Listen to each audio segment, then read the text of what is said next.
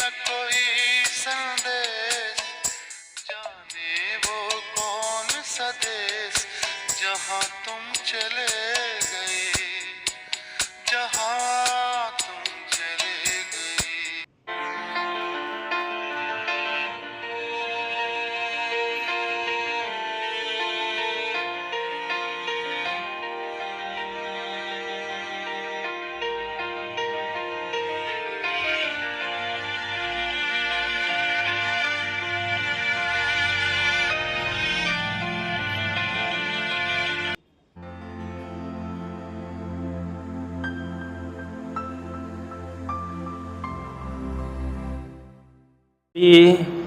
तिशन पंसेल और जो है बुद्ध वंदना धम्म वंदना तथागत के द्वारा बतलाया गया पत्तन पाठ किया गया मनाली के सुगति के लिए। और साथ में जो परिवार दुखी है तो जो तथागत ने नियम बतलाए थे 8 लोक गुणधर्म उसका भी पाठ किया गया, जिसे नैसर्गिक नियम कहा जाता है या कहें कि प्राकृतिक नियम है, उसका पाठ किया गया है। तथागत अपने समय में जो है यही प्राकृतिक नियम बताते थे कि हमें कैसे जीवन जीना है। जो 8 लोक गुणधर्म है उसे सबसे पहले हमें जान लेना चाहिए। तथागत ने फुट्ठस लोक धम्मे ही कहा है कि इस संसार में 8 लोक गुणधर्म हैं। जन्म लेना और मरण। जन्म होता है, बहुत खुशियाँ मनाते हैं, जैसे ही मरण अवस्था आती है तो बहुत रोते हैं। तथागत कहते हैं ये दोनों प्राकृतिक घटनाएं हैं, ये घटेंगी ही घटेंगी। जन्म हुआ तो मरण आएगा ही आएगा। इसी का तथागत ने जो खोज करके 4 आर्षत अष्टांगिक मार्ग बतलाया है। लेकिन जो नैसर्गिक नियम हैं ये हमें जब भी ठीक से समझ में आते हैं जब हम शुरू से ही अच्छे संस्कारित होते हैं, शरीर से, वाणी से, मन से कुशल कर्म करते हैं, अपनी काया को धीरे धीरे अकुशल कर्मों करवाते जाते हैं और कुशल कर्मों को बढ़ाते जाते हैं। जैसे कि हिंसा है, चोरी है, दुराचार है और नशा पान इत्यादि जो शरीर से बुरे कर्म होते हैं उनसे हम दूर होते चले जाते हैं। जब आप देखोगे शरीर से बुरे कर्म नहीं करोगे तो वचन पे भी धीरे धीरे कम होना शुरू हो जाएगा। तो फिर वाणी पर भी कंट्रोल किया जाता है। जब वाणी से कंट्रोल करते हैं, जिसमें 4 तो चीज़ें हमें छोड़नी होती हैं। एक झूठ बोलना छोड़ना होता है, चुगली करना छोड़ना होता है और निरर्थक की चर्चा करना छोड़ना होता है और कटु शब्द जिसे गाली कहते हैं, गाली गलौज करना छोड़ना होता है। जो ये छोड़ देता है उसकी वाणी मधुर भाषी हो जाती है, मधुर वाणी हो जाती है। ये नहीं कि कोई मीठा बोलता है और मीठा बोलते बोलते आपको ठग के ले जाए, वो मधुर भाषी नहीं कहलाया जाएगा। उसकी जो वाणी है वो मधुर नहीं है। जो मधुर जिसकी होगी तो उसके वाणी में सत्यता होगी, कभी भी गाली गलौज या कटु शब्द नहीं होंगे, बेवजह की चर्चा नहीं होगी। जो भी होगी उत्थान के लिए या कहें कि इस संसार से मुक्ति के लिए ही उसके जो वाणी में बातें आएंगी या जो प्रवचन है या जो उपदेश है उसमें वो आएगा। और चुगली नहीं होगी, तो इधर उधर की बातें वो नहीं कहेगा, आपस में नहीं भिड़ाएगा। जो ऐसा करता है तभी उसे जो नैसर्गिक नियम है या 8 लोक गुणधर्म हैं वो समझ में आते हैं। अन्यथा हम जीवन जीते हैं और धीरे धीरे संसार में जन्म लिया, बड़े होते चले जाते हैं, बहुत सारी इच्छाएं होती चली जाती हैं। उन इच्छाओं को पूर्ति करते करते फिर प्रौढ़ावस्था में पहुंच जाते हैं, फिर बुजुर्ग होके ख़त्म हो जाते हैं। तथागत ने साथ में ये भी कहा है कि ये जो मनुष्य लोक है यहाँ पर आयु निर्धारित नहीं है, किसकी आयु कितनी है। तो आयु जो है आपकी जब भी बढ़ सकती है। तथागत ने कहा है कि जो व्यक्ति 4 बातें मानता हो, कौन सी? एक, अपने बड़े बुजुर्गों की सेवा सत्कार और हमेशा वाणी का सम्मान करता हो। जो अपमान करता होगा तो वो एक तो संस्कारित नहीं होता है, दूसरा उसकी आयु नहीं बढ़ेगी। आयु वन्नु सुखं बलं, जब ही ये 4 चीज़ें बढ़ती हैं, जब अपने बुजुर्गों की हम सेवा करते हैं, उनका सम्मान करते हैं, तभी। लेकिन आज के समय में, नहीं तो पुराने समय में देखो कि हमारे घर भी छोटे हुआ करते थे, संसाधन भी कम हुआ करते थे और सभी मिलजुल के रहते थे। आज घर भी बड़े हैं और कह के धन भी खूब आता है, फिर भी अपने जो बुजुर्ग हैं वो वृद्धाश्रम में देखे जाते हैं। ऐसा क्यों है? ऐसा इसीलिए है कि हम जो है तो नैतिकता होती है उससे दूर होते चले जाते हैं। किसी समय स्कूल में भी नैतिक पाठ पढ़ाया जाता था, लेकिन अब वो भी ख़त्म कर दिया गया। उसमें यही सिखाया जाता था कि आप स्कूल आओ, गुरुओं से नमस्कार करो, या जो भी है इंग्लिश में गुड मॉर्निंग या गुड आफ्टरनून इत्यादि जो भी है ये सिखाया जाता था। और घर जाओ तो अपने मम्मी पापा हैं, दादा दादी हैं, उनकी खूब सेवा करो, कभी भी उनका अपमान या उनको ऐसे शब्द ना कहो जिससे कि उन्हें कष्ट पहुँचे। ऐसी बातें स्कूलों में सिखाई जाती थी। अब तो स्कूलों की बात छोड़ो, घर में भी नहीं बताया जाता है और कहें कि बच्चे सुनने को भी राजी नहीं हैं। अगर मोबाइल ले लिया तो वो रोने लगते हैं। तो कहाँ से हमें जो बुद्ध के उपदेश हैं कैसे समझ में आएंगे, उससे हम जीवन में कैसे उतारेंगे? जब हम जीवन में नहीं उतारेंगे, उस पर चलेंगे नहीं, तो कैसे हमें या हमारा कल्याण होगा? कैसे इस भव सागर से हम पार जा सकते हैं? या जो 4 अष्टांगिक मार्ग है उसे हम कैसे समझेंगे? अभी मान लो भंते जी हैं या कहीं पर भी जाओ आप और 4 आर्य सत्य और अष्टांगिक मार्ग के बारे में सुनने के बाद इधर सुनोगे उधर से निकल जाता है। नहीं तो बुद्ध के समय में और उसके बाद तक कितने अच्छे से लोग चलते थे, रहते थे। तो जो अशोक का समय था या बुद्ध से लेके जब तक ये तो इस भारतवर्ष में या कहेंगे जम्बू द्वीप पे बुद्धिज्म कायम रहा, मतलब धम्म कायम रहा, या सद्मार्ग या सन्मार्ग इस तो भारतवर्ष में लोग उसका पालन करते थे, तो यहाँ खुशहाली थी। उस क्षण को या उस समय को स्वर्ण युग कहा गया है। स्वर्ण युग का मतलब ये नहीं कि बहुत सारा सोना हो तभी स्वर्ण युग होता है। स्वर्ण युग का मतलब है संसाधन आपके पास पर्याप्त हो और आपका जो जीवन है वो भी खुशहाल हो। खुशहाल जब ही हो सकता है जब अपने चित्त, वाणी और शरीर को मतलब काबू में रखोगे, कंट्रोल में रखोगे, तभी जो है खुशहाली आती है। नहीं तो खूब धनवान वाले हैं आज भी जो कहते हैं कि मैं गरीब हूँ, तो पुराने समय के देखो उस हिसाब से तो गरीब नहीं है। लेकिन क्या है कि जो मजदूरी करते हैं वो क्या है, शाम को 1 पौआ ले लेंगे और जो भी मतलब खाने के लिए लेते हैं मतलब आधे से ज़्यादा तो उसी में व्यय कर देते हैं। फिर कहते हैं कि फीस बच्चों की बहुत ज़्यादा है। अरे तो खैर शहर में तो है, लेकिन शहर में कमाते भी तो हैं ठीक से, लेकिन जब हमारे जो भोजन है उसके कॉलेज, स्कूल और यूनिवर्सिटी वगैरह नहीं होंगी तो ऐसी परेशानियां भविष्य में आती ही रहेंगी।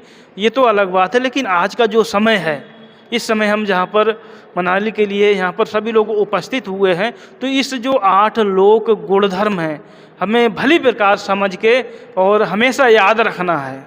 नहीं तो जब कोई तो ख़त्म हो जाता है, मृत्यु को प्राप्त हो जाता है, उसका सब ले जाके शमशान में जलाते हैं, उस समय तो बहुत दुख होता है, ये संसार बेकार है, हम सभी को आना है। लेकिन जैसे ही वहाँ से निकलते हैं फिर इस संसार में लिप्त हो जाते हैं, क्योंकि इस संसार की चकाचौंधी ऐसी है।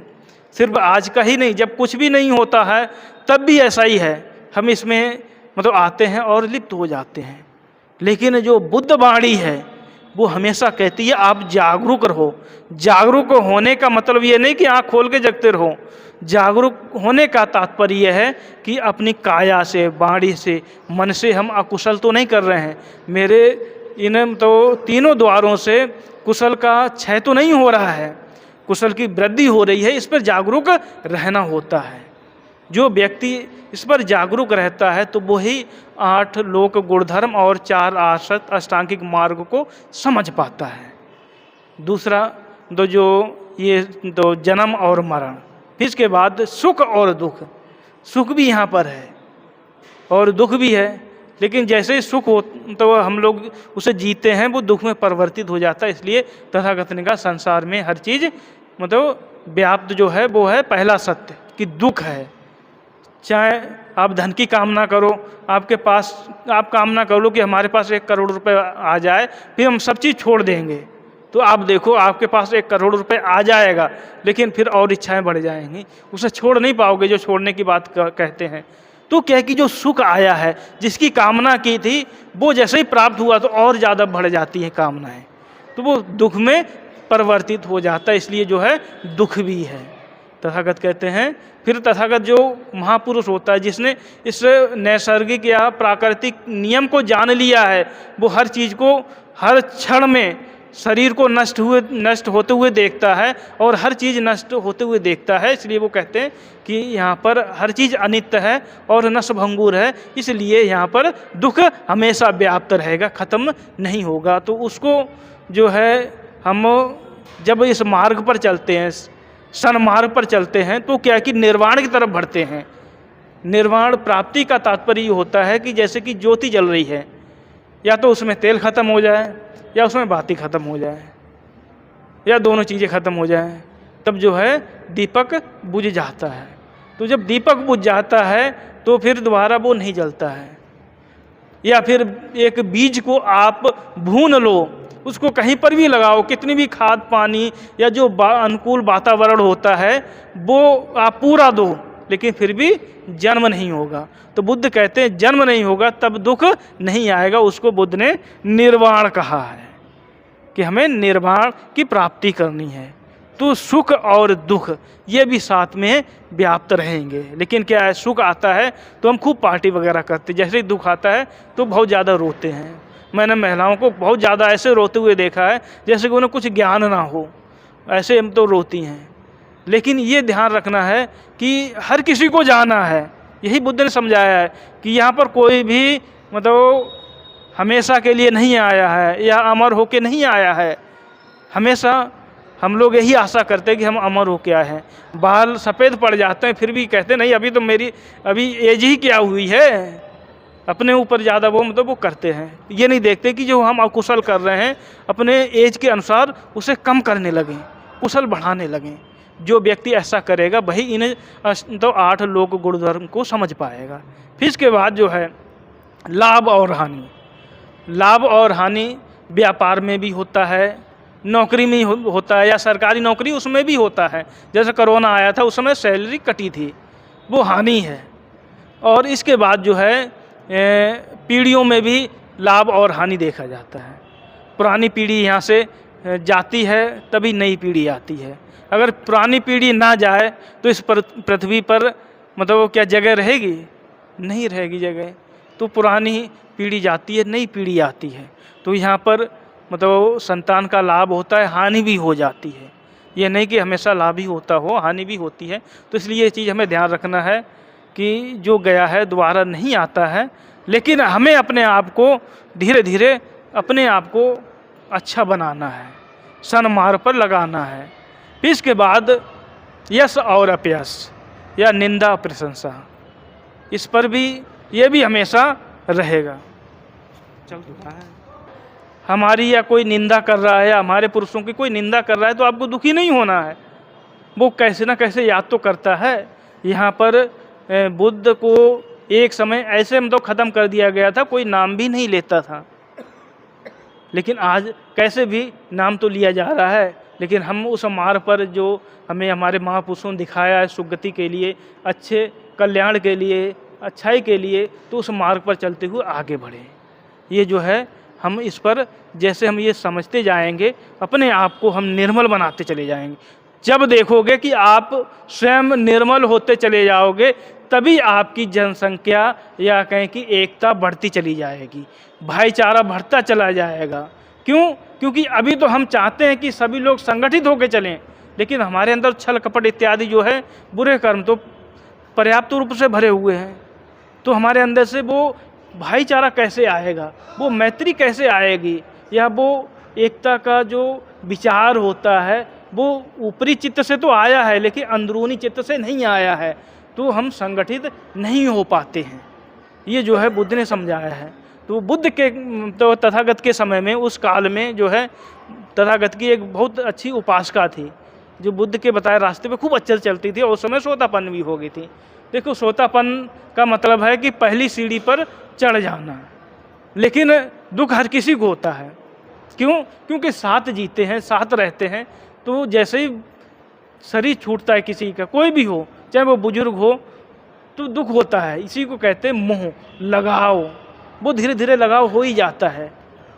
तो वैसे ही जो विशाखा थी वो भी बुद्ध के उपदेश पे खूब चलती थी, अपने आप को बहुत अच्छा बना रखा था, लेकिन कहीं ना कहीं दुख तो थोड़ा बहुत होता ही है। तो नातिन थी उसकी, बहुत सुशील थी, बहुत आज्ञाकारी थी। तो वो कहें कि उसकी शादी से पहले ही वो ख़त्म हो गई। तो कितनी एज रही होगी? पुराने समय में तो कहें कि 16 साल की एज तक तो शादी कर देते थे, ज़्यादा ज़्यादा 12 साल या 13 साल की रही होगी। देखा कि मेरी इतनी अच्छी नातिन थी, बहुत अच्छी थी, जो मेरी हर बात मानती थी, तो उसके वियोग में उस समय क्या था कि किसी घर में कोई मतलब दुर्घटना हो जाए या कोई तो गुजर जाए, तो वो नहा के या कहें कि जैसे नदी में नहा लिया और वैसे ही आते थे जहाँ पर बुद्ध रहते थे या भंते लोग रहते थे, मतलब भीगे केस और भीगे वस्त्र में वहाँ आती थी। इससे ये पता तो चल जाता था कि हाँ इसके घर में कुछ तो जो है कोई गुजर गया है। जैसे वो भगवान बुद्ध के पास आई और प्रणाम करके एक ओर बैठ गई, तो कहा कि विशाखा, मुझे लगता है कि तू बहुत दुखी है और कोई मतलब तेरा प्रिय चला गया है। कहता हाँ भगवान, जो मेरी नातिन थी बहुत प्रिय थी, बहुत आज्ञाकारी थी, मैं उससे बहुत प्रेम करती थी, वो मुझे छोड़ के चली गई। तो भगवान ने कहा कि अगर विशाखा, अगर ये जो नगर है श्रावस्ती, इस नगर की सारी लड़कियां तुम्हारी नातिन बन जाएं तो तुम्हें कैसा लगेगा? कहा कि भगवान मुझे बहुत अच्छा लगेगा, बहुत मैं खुश होऊंगी। तो कहा कि विशाखे, तो तू कभी भी खुश नहीं हो पाएगी। कि भगवान कैसे? कि डेली तो बेटियां कितनी मरती हैं, कि भगवान कभी 1, कभी 2, कभी 4, कभी उससे ज़्यादा भी, तो हमेशा कोई ना कोई मरेगा, तो तू सुख कब हो पाएगी? सुखी कब रहेगी? हमेशा ही तेरा कोई ना कोई प्रिय जाता ही रहेगा, तो सुखी कैसे रहेगी? तब भगवान बुद्ध ने कहा कि अनिच्चावत संखारा उपादवय दम्मिनो उपजित्वा निरुद्धन्ति ते संभूप समोसुको। ये जो संसार है, यहाँ पर हर चीज़ या संस्कार सभी अनित्य हैं, सभी यहाँ पर उत्पन्न होते हैं और नष्ट हो जाते हैं। यहाँ उत्पन्न होना और धीरे धीरे नष्ट होना, ये प्राकृतिक गुण है, यह प्राकृतिक स्वभाव है। यहाँ पर हर कोई या कोई वस्तु है, वो भी हम नहीं बनाते हैं, धीरे धीरे वो पुरानी होती चली जाएगी, उसकी भी आयु कम ख़त्म होती चली जाती। जैसे हम जो हमारे में तो लोग हैं, उपासक लोग हैं, बहुत मेहनत से घर बनाते हैं, कब तक चलेगा? ज़्यादा ज़्यादा जितनी अच्छे से बनाओगे तो 100 वर्ष चलेगा। आज के समय जिस हिसाब से बनाते हैं 100 वर्ष से ज़्यादा वो बिल्डिंग भी नहीं चलेगी। तो हमारी काया तो छोड़ो, जो हमेशा एकदम से ख़त्म होती है। तो बुद्ध ने ये जो है नैसर्गिक नियम के बारे में बताया था और समझाया था कि हमें दुखी नहीं होना है, अपने आप को काया से, वाणी से, मन से पवित्र होते चले जाएंगे, तभी जो ज्ञान का उदय होता चला जाएगा। जब ज्ञान का उदय होगा तभी तीसरी आँख खुलेगी, जिसे चक्षु आँख बोलते हैं, चक्षु ज्ञान बोलते हैं, वो खुलेगी, तभी इस भव सागर से हम दूर हो पाएंगे, तभी हमारा कल्याण होगा, तभी हमारा मंगल होगा। और कहें कि तभी हम ठीक से जो है अपने महापुरुषों के बताए हुए रास्ते पे चलेंगे। अपनी वाणी को यहीं समाप्त करते हैं। आशा करते हैं आप सभी लोग सुखी रहें, आपका मंगल हो, कल्याण हो। 3 बार बोलो साधु साधु साधु।